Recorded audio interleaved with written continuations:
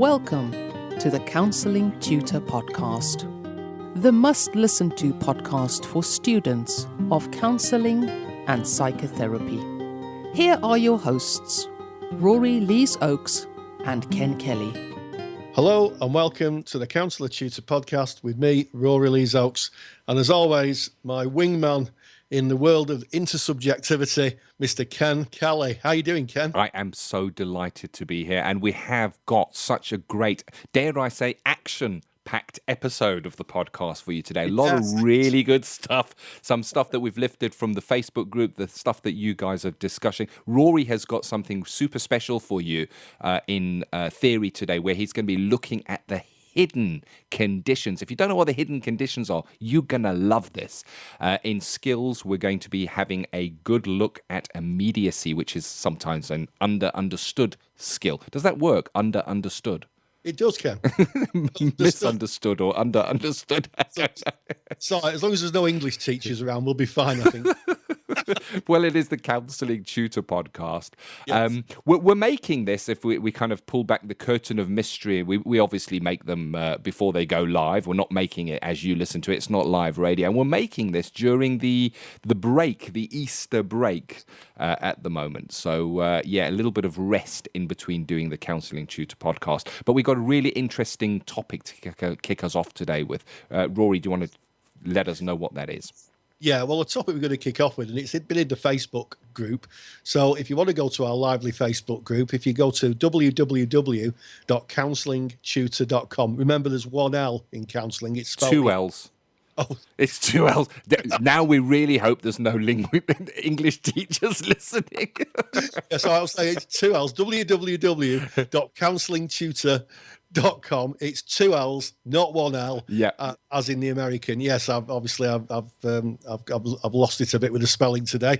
And if you go to the top right hand side, you'll see Facebook. If you click on that, it's a closed group. Just ask to join, and you can join our vibrant learning community. We've got community of learners from, as we found out last week, all over the world.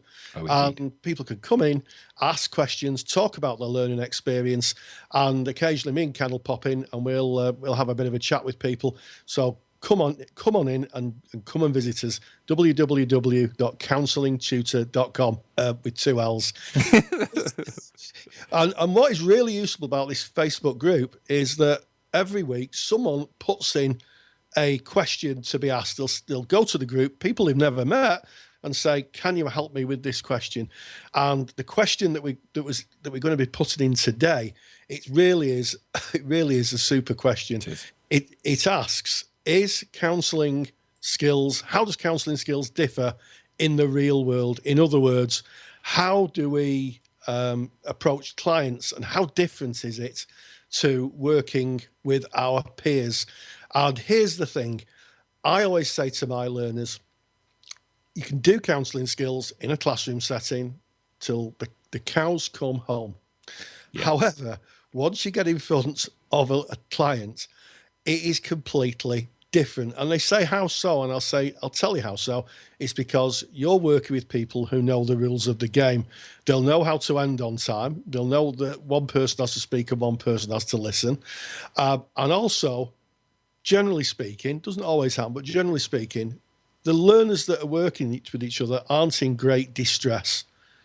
You know, that's the big difference. When people are in distress, maybe very upset, maybe crying, maybe, in a very dark place, you need to apply the skills and your way of being in a very different way. And you know what, Ken? Carl Rogers understood this. Yeah. And Carl Rogers was one of the first psychologists ever to use tape recordings. And here's the interesting thing. When we talk about tape recordings or recordings, we have recorders on our phones, on our iPads, on every device as a recording device. When he did it, they were huge things with valves and big spinning wheels and tapes and things like that. And he got his learners in the 50s to record the interactions and to then play them back, listen to them, and then look at how the theory of person-centered therapy and the approach worked. Yeah, and I think that's the key. I get it. I do get it that counselling skills, practicing them in a classroom setting, it's a fabricated environment. It's not real. But you are there to practice your skills in a safe environment. And there's a tendency, or maybe a temptation, not a tendency, there's a temptation to rather sit and have a chat rather than practicing your skills and catch up with somebody. And when a tutor comes around to kind of see how you're doing with your skills, quickly go over to oh, really? Is that how you've been feeling then? Here's the thing. You are only a few short hours away from true client contact when you're practicing those skills. If you work out how far away you are from going into placement, and that's how many hours. If you look at each lesson, that's how many hours you are away from being in front of a client. So use the time and really practice your skills. Listen to the recordings, record your skills, listen back, and you're listening to see, how did I use that reflection? How did I use that silence? What did it do within the interaction? And speak about it with your peers and practice your skills. That's what it's really there for, I guess. Absolutely. And, one observation about counselling skills, I was speaking to someone recently who said that they'd been issued a script. So they played the client and they had a script, and then the other person had to play the therapist. And I said, how did it go? And he said it was awful. It was just awful. Yep. And I said, oh, I'm not surprised, unless you've got a trained actor to kind of think about what it's like to be in grief or loss or whatever the scenario was. Eventually, even someone who's quite good at kind of being imaginative and acting out a scenario is going to run out of backstory. They're going to run out of it. And I've said to my learners, I know it's difficult, but try just talking about something. It could be just anything. And it's amazing how far you get. And I want to share a story with you, Ken, and with the listener, about a little demonstration I did on a level 2 course a few years ago, where I had a learner who said to me, I don't think these work. She was a bit of a doubter. She said, I don't think these work. And she said, I don't believe that you could just talk about something very ordinary and you can get into real depth. And I said, okay. Then I said, if you want to work with me. And she came to the front and she brought a hairbrush. Yep. And she said, and she looked, I remember she looked at the group in the little circle and she said, he's not going to get anything out of me. And I didn't do anything other than use counselling skills and myself. And within about 15 minutes, she was talking about stuff that she just never, ever thought about. Yeah. At a very deep level. And all it was me reflecting, paraphrasing, using those facilitative conditions, which we're going to come to later in the podcast, of empathy, congruence, unconditional positive regard. And we moved through very quickly. And in fact, that happened in my level 3 class just the other week. The same thing happened. And I said, look, I'll show you, if you use the skills, even something that may not be particularly significant becomes significant. And we have to give a nod to our friends in the psychodynamic world for that, I think. I'm nodding away here. I'm nodding away. Good story. It is a good story. And I encourage you to bring real material. And first of all, and this is vitally important, is look to your own safety of self first when you're in the classroom and you are bringing material. But if you have somebody that you're working with who's making up a story as they go along, you're going to struggle. Because I think, as you said there, Rory, we're not actors and we can't make up backstories as we go along. And it's incongruent. You're not working with real material. You're being with them in something that does not exist. So try to bring something that is real. It can be as surface as the hairbrush that Rory or your day at work, or your trip through to your learning institution that very day. It doesn't have to be deep material. But you're in there, you're practicing your skills. It is practice. So use the time and practice your skills, and then record it, play it back with your peers, talk about it. What happened when you used that? Did I make a mistake over there? What could I have done differently over here? Use your rating scales, your empathy rating scales, to be able to kind of listen back and see, what was I empathically connected at that point.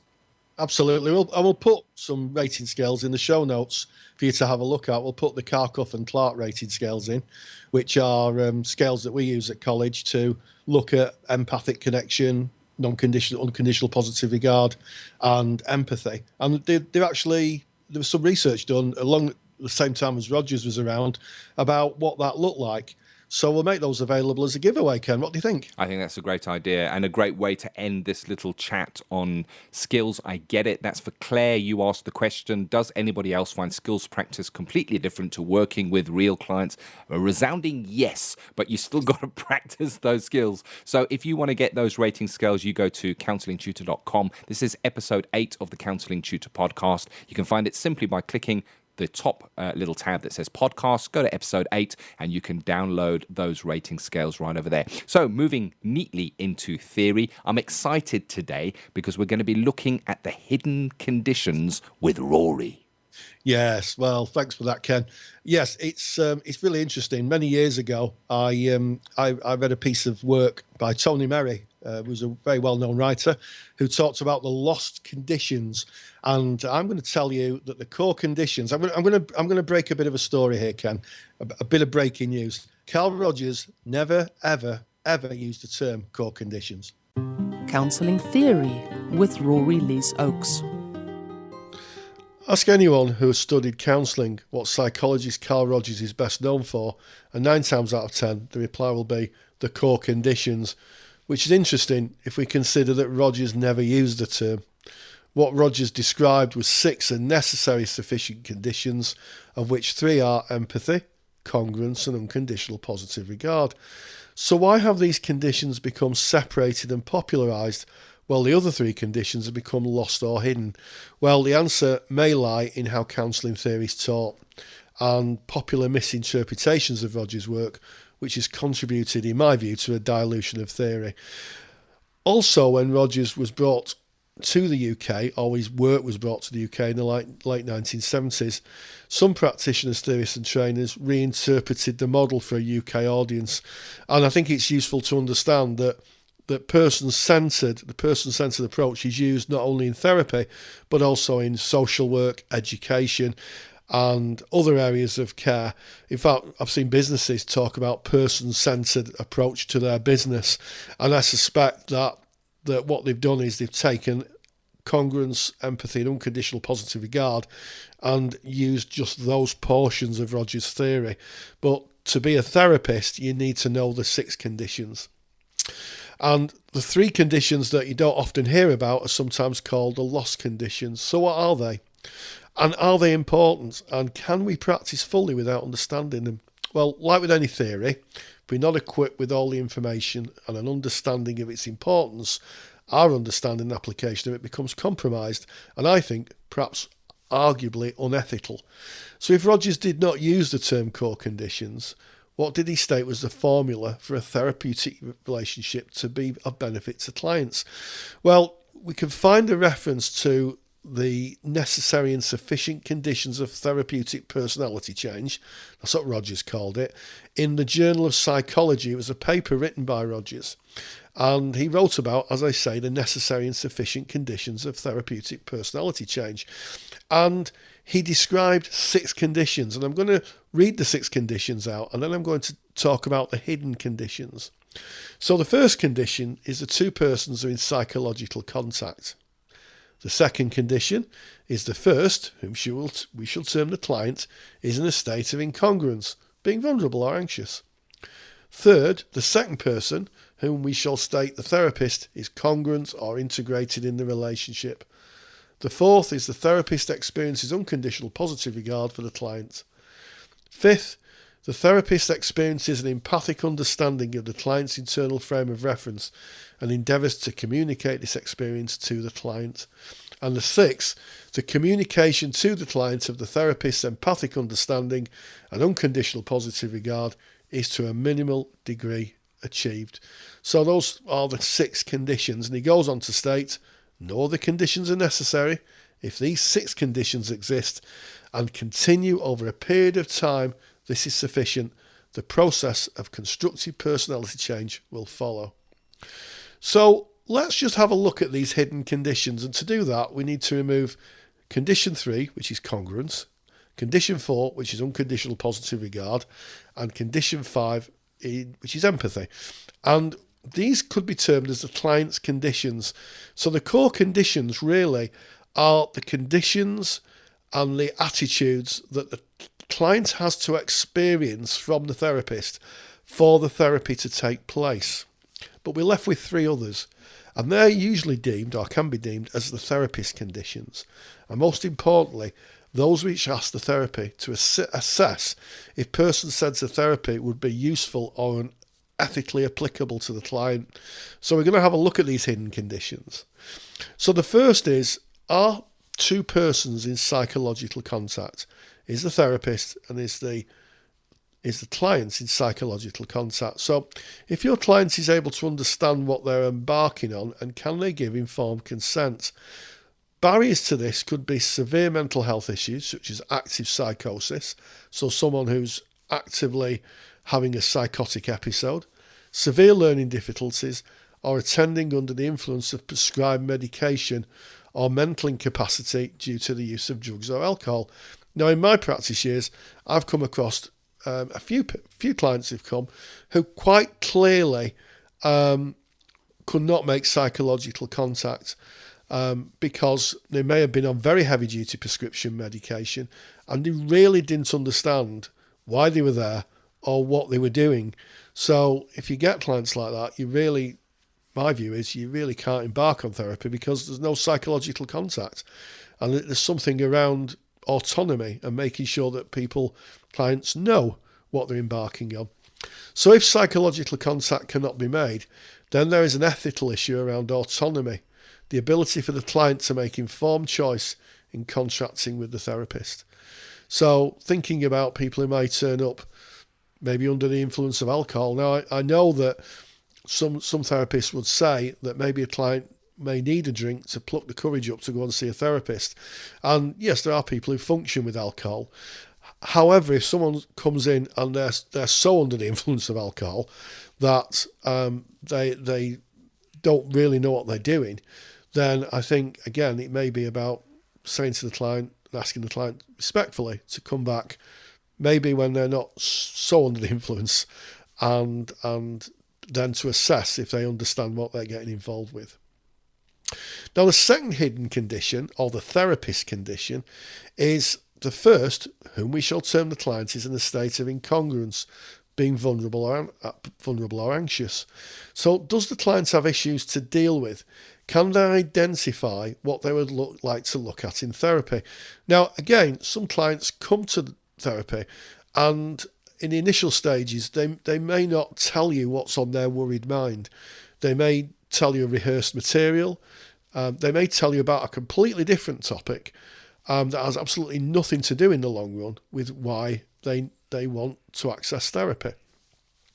However, some clients clearly come for other reasons than therapy. And in my practice experience, I've had at least one client who came just to make friends. And I don't want to belittle this person, but she invited me round to her house so I could see her parrot. So, we had to talk about that and explore what is it she wanted from therapy. And it turned out after an hour that actually she just wanted a friend. And I referred her to a befriending service, which was a lot more useful. The other is people come in thinking that you're offering something other than therapy.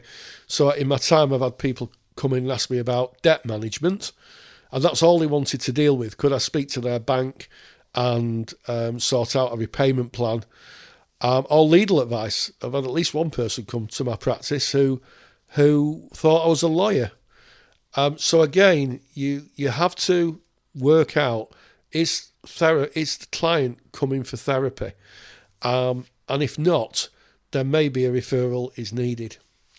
The final one is you could get a client's not ready for change, blaming others for their misfortune or not taking responsibility for their actions. Now, in the 7 stages of process model, which I've spoken about in another podcast, clients in the first 2 stages of process tend to be universally blaming of others. It's their fault. It's their fault. It's not my fault, that type of thing. And if you get a client who continually won't take responsibility or won't look at themselves, it's going to be very hard for the person-centred therapy model to work.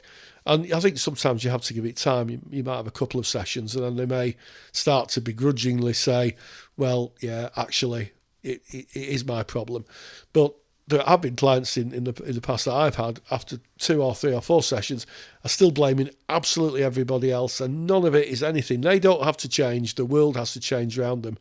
And as we know, that isn't how therapy works. Sometimes, people have to realise that they might have to change. And person-centred therapy is a growth model, i.e. change.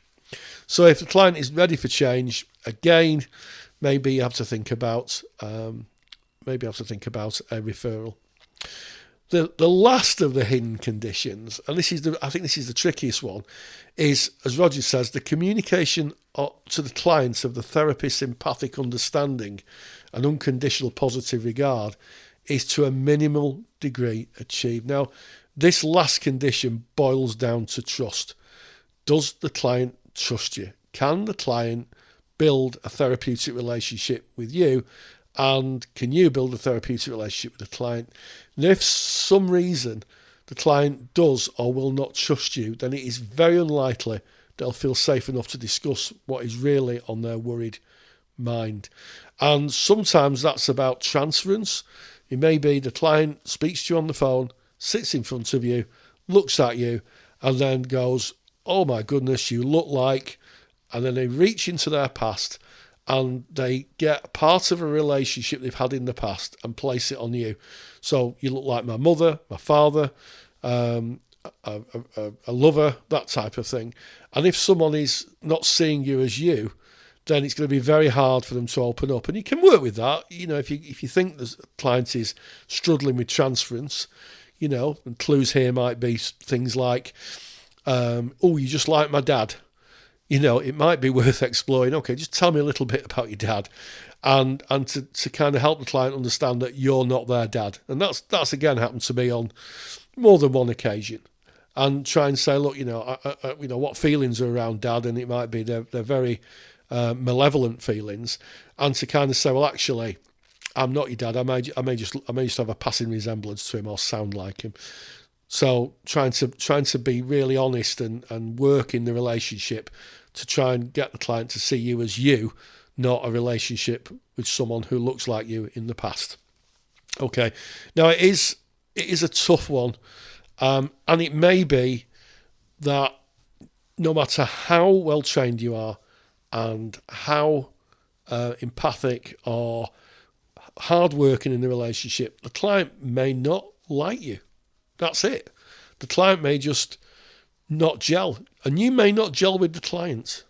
That's the other thing. You may not gel with the client, and if that's the case, it really is a case of being honest and saying to the client, it feels like you're being a little bit defensive. And the client may say, well, I actually don't feel this is working, maybe. And then what happens is you can say, well, okay, well, maybe a different therapist is what's needed here. Obviously explore why there's a difficulty, but if it can't be resolved, and it's no one's fault, best thing for both parties is to move on and the client to find another therapist. And for those of you who are in training, you may well have experienced this in terms of your supervisor. You may have interviewed a number of supervisors and just not gelled with a supervisor for whatever reason. So, we're human beings, and when we're talking about very intimate and maybe difficult parts of our lives, all the conditions have to be in place. So those are the hidden conditions. And so next time that someone says to you, Carl Rogers, the core conditions, now you've heard this podcast, you can reliably inform them that it's not 3, it's 6.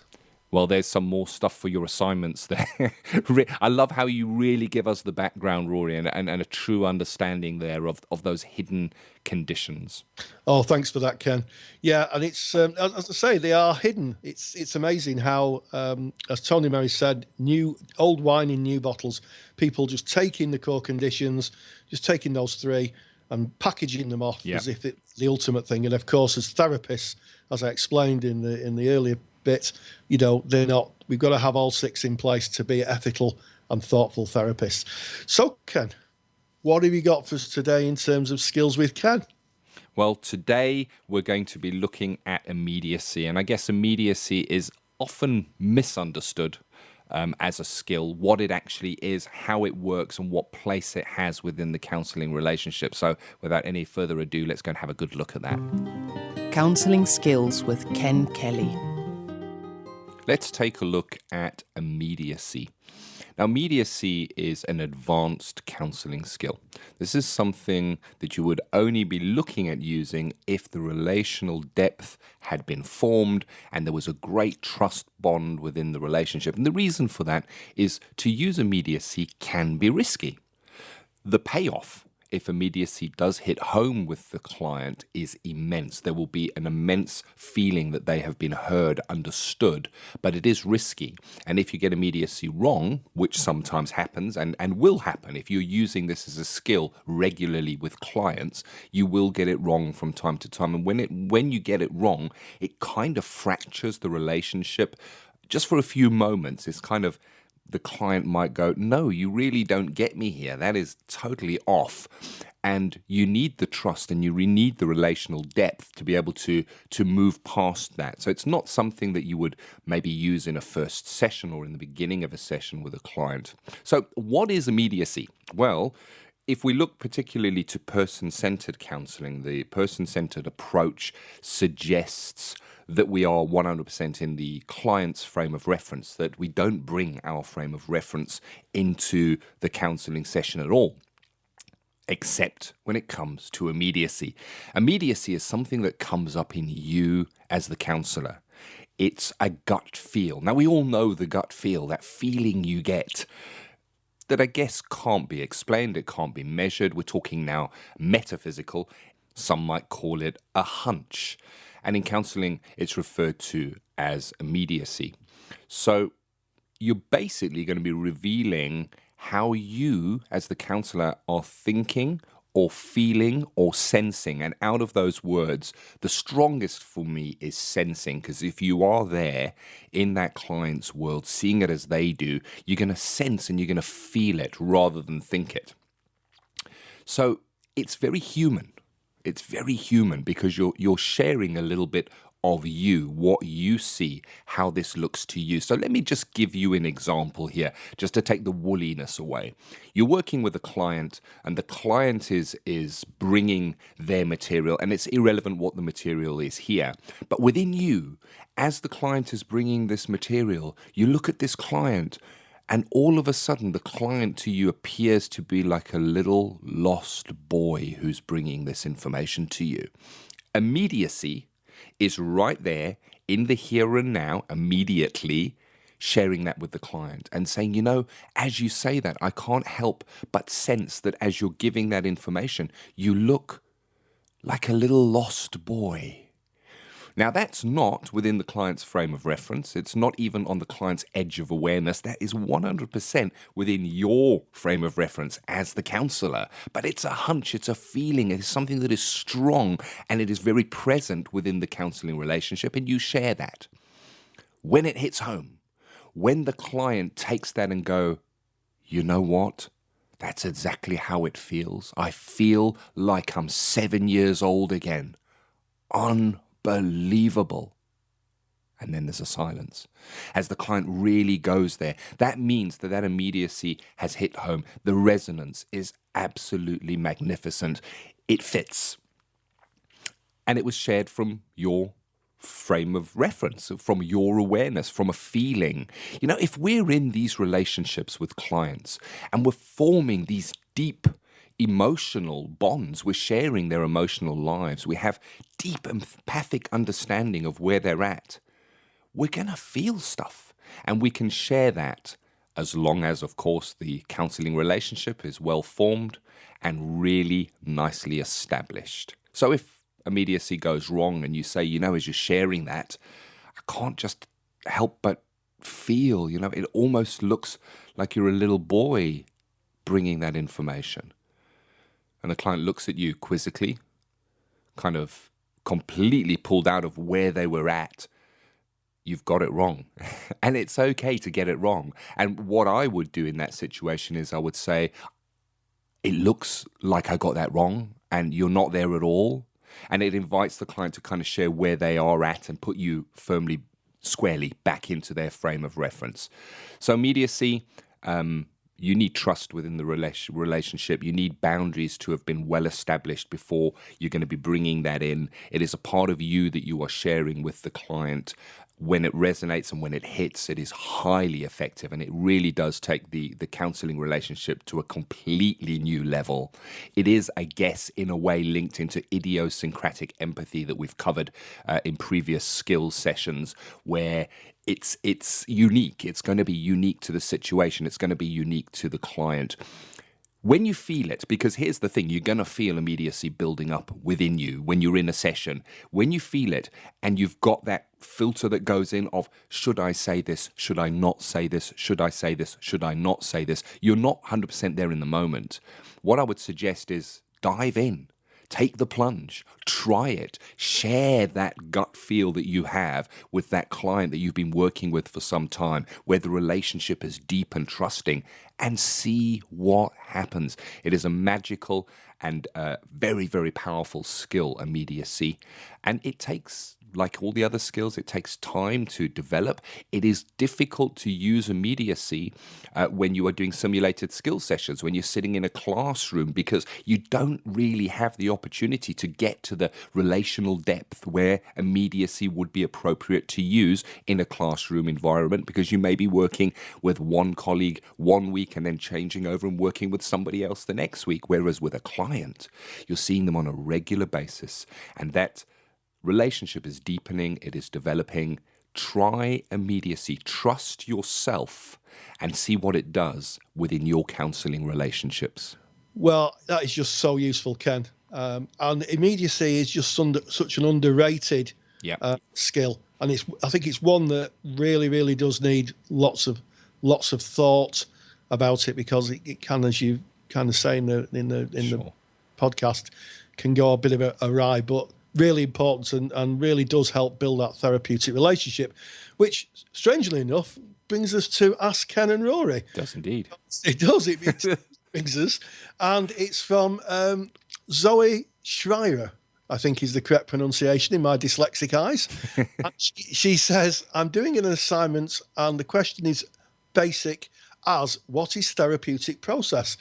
Could someone please help me write down in an assignment paragraph?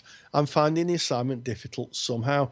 Well, I think that's interesting. Yep. And it would pivot on, for me, what modality of therapy you were working with. If you're using person-centered therapy, then you could draw from things like the 7 stages of process, 19 propositions. You could talk about empathy and unconditional positive regard.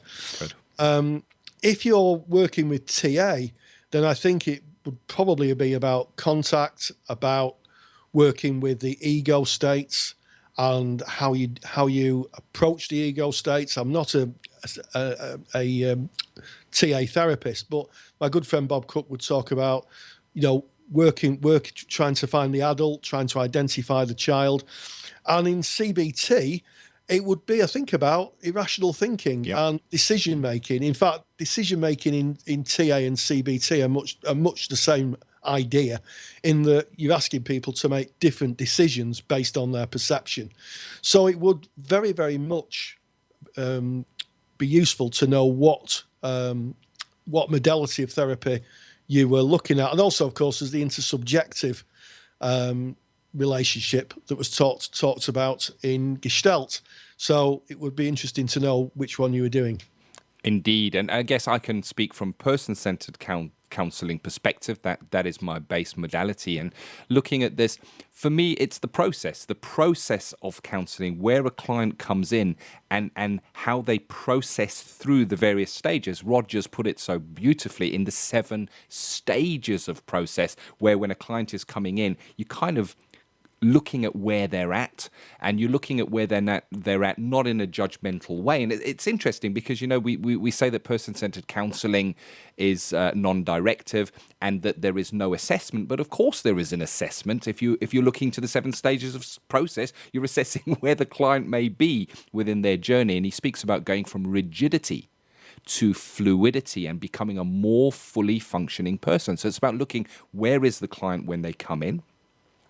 getting an idea of what their world looks like, and how does that change as they process or progress through the therapy? Absolutely, Ken. And the other thing I'd say, and it's not really a person-centered idea, but also transference and counter-transference. I talk a lot about it in my teachings. And although it's, as I say, it's not a person-centered idea as such, it is something that happens. So if you're working with someone who is projected onto you, maybe they see you as a parent, or maybe as a past love, when we talked about transference, bringing an aspect of a relationship from your past and putting it onto someone that you've never met. Sometimes that's very useful. But that, I think, would be more for TA and dealt rather than person-centered therapy. Yes, and I always say, if we talk about the person-centered therapy, is that little circle that I draw on the board and have done for years, where it starts off by saying, nobody likes me. Yeah, people stay away from me. I'm not loved. People don't like me, and you go round and round and round this. And part of the process is to replace that people don't like me with the therapist. And if you place the therapist in that circle, what you've got now is people don't like me. I now feel respected. Yeah. And maybe that people won't be pushed away so much. They won't push away. And it's that little circle of breaking that little circle where someone feels that someone in the world cares for them, that they're heard, not just listened to, but heard, that really experienced, and everything that they're experiencing is experienced by the therapist, can make such a difference in their life. And that really is the process. 100%. Breaking that self-defeating cycle that just keeps on going around by bringing the therapist into that and changing how a perception is made. And I guess for me as well, process goes beyond the counselling room. You will work with a client, and they stand up and they say thank you at the end and they walk out. But their process doesn't stop there. It continues within their head, within their day, how they look at things. They may be taking elements that they discussed within the session. There may be things that they didn't discuss in the session that fall into awareness because they are more open to that. So the process within the client continues definitely outside of the counselling relationship. And I certainly have had many a client that would come back in to their next session and say, since we last spoke, this has happened. They have gone and processed on their own. They are, it's that organismic awareness. That's what it's about. It's kind of going from that rigidity to fluidity, as Roger's described it. Absolutely, Ken. And also the counselling process exists within the supervision relationship. So again, when you're working with a client, you may go to supervision, you take the client to supervision, your supervisor may ask you, who is this client? Tell me about this client. I want to know about them.